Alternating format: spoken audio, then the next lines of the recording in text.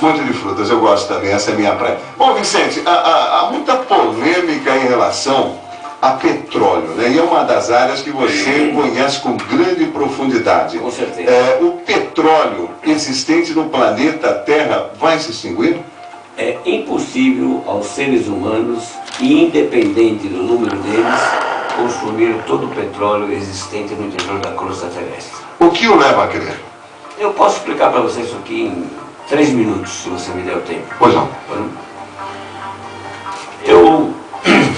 Primeira coisa que tem que entender. Assim que terminou o processo de consolidação da crosta terrestre, eu afirmo com você, com todas as letras maiúsculas, que a quantidade de oxigênio na atmosfera era nula. Porque eu estava lá, Alguém mediu? Não. Eu tenho uma evidência material aqui na superfície da crosta que me diz isso. Qual é essa evidência material? Eu tenho carbono livre na natureza. O que é carbono livre na natureza? Tem ideia do que seja?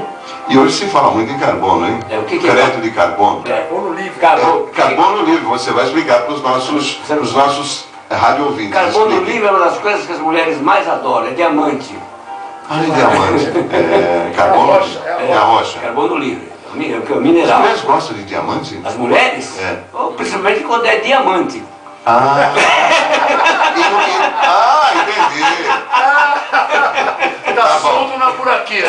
Tá solto na buraqueira. Bom, então, se tem carbono livre na natureza, é porque faltou oxigênio para oxidar esse carbono, senão teria formado CO2. Certo? Então, essa afirmação ela é imbatível. Irrefutável. Não tem como você negar isso aí. Agora, você, numa entrevista que você deu, estou avançando um pouco mais para frente isso aí, Vicente Lassando Neto, geólogo, engenheiro de atividade. Nos programas do Curió, sempre que você fazia essa intervenção da Bahia, ligando para cá, e você, nesse último programa que o Curió fez, um dos últimos programas, você daria um rolê, daria uma volta com o Curió em Ribeirão Preto e apontaria locais aqui nessa cidade de Ribeirão Preto aonde haveria a existência de petróleo? Já demos hoje, mas aliás, ontem, né? Demos ontem quando eu cheguei, dia 12.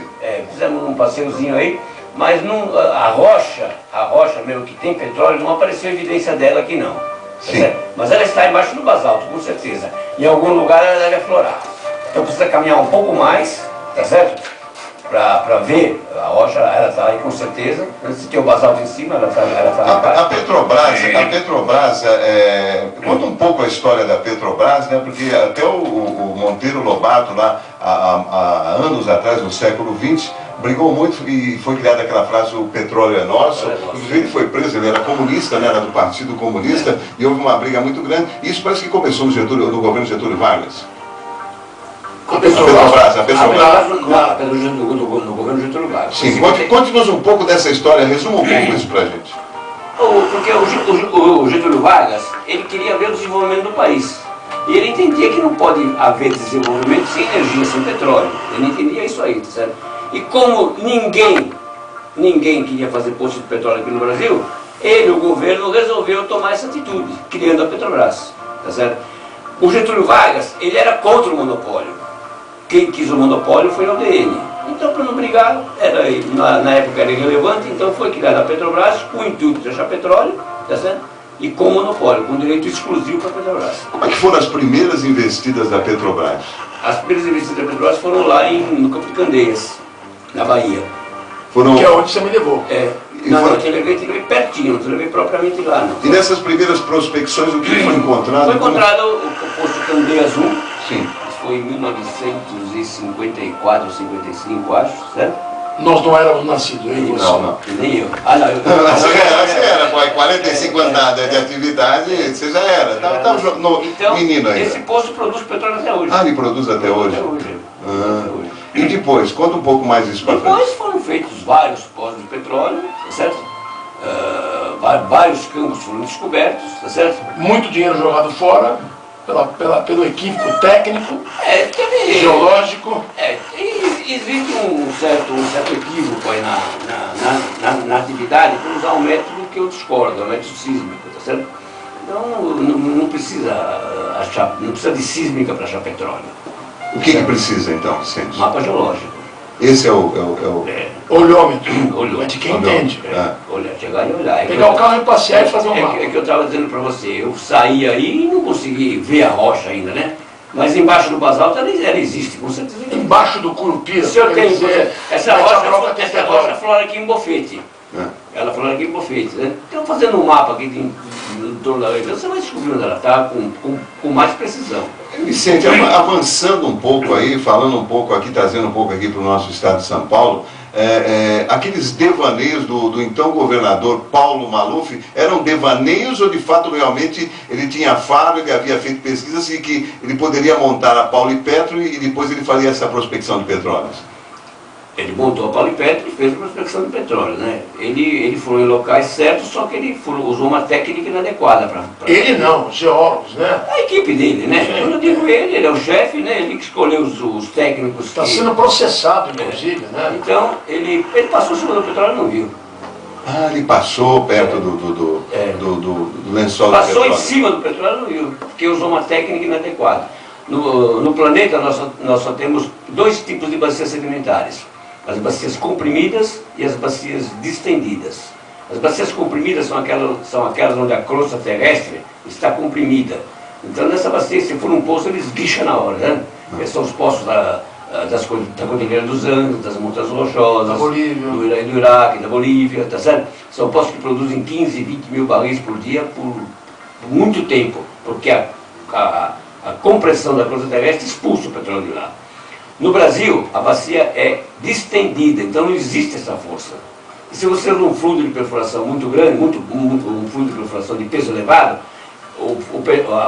a broca, ao atingir o reservatório, esse fluido, em vez de sair, ele entra no reservatório. Fica mascarado. E esconde o petróleo. Bom, são exatamente agora 20 horas e 45 minutos. Vicente Lassando Neto, geólogo. Vicente, agora bem recente, nesse governo atual, o governo do Luiz Inácio da Silva, o Lula, fez essa chamada aí para esse pré-sal. Conta para o nosso ouvinte aqui do programa Loureiro Júnior qual o significado disso, o que isso vai representar, se vai acontecer a curto, a médio ou a longo prazo. Olha, o pessoal já diz aí na mídia, né, que esse petróleo não é para agora, não. Porque você fazer poços de 7 mil metros de profundidade no mar, né, é uma tarefa gigantesca.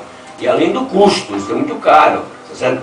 Se o petróleo baixar muito de preço, isso fica inviável. Se o petróleo subir muito de preço, aí pode melhorar. Então é um petróleo que você ainda não pode cristalizar esse petróleo, tá certo?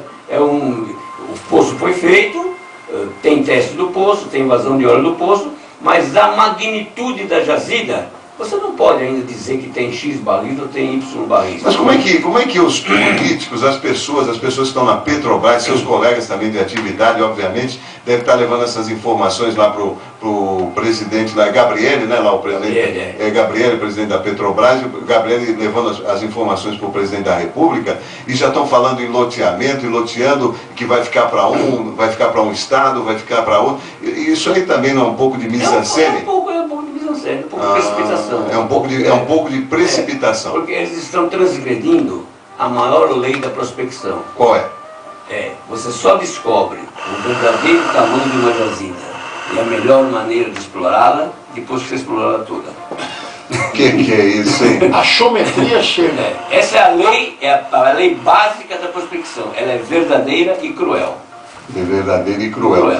No mundo, estamos falando de Brasil, mas vamos dar um sobrevoo no mundo. Qual outro país, digamos assim, nosso país, é claro, a gente percebe que há muitas reservas aqui, mas um país assim realmente que produza com bastante avidez o petróleo é os Estados Unidos da América? Estados Unidos. Tira o que pode. O que pode? Porque ele consome 22 milhões de barris de petróleo por dia e tira 6 milhões e meio, né? Se ele pudesse tirar os 22, ele tirava, né? E os árabes, hein? Os árabes não fazem força alguma para tirar o petróleo, porque lá a bacia é comprimida. Ela é comprimida. Então lá é mole. Flora sozinha. Ela flora sozinha? Tem lago de petróleo. O custo do petróleo lá custa, se custar $1, $2 o barril, custa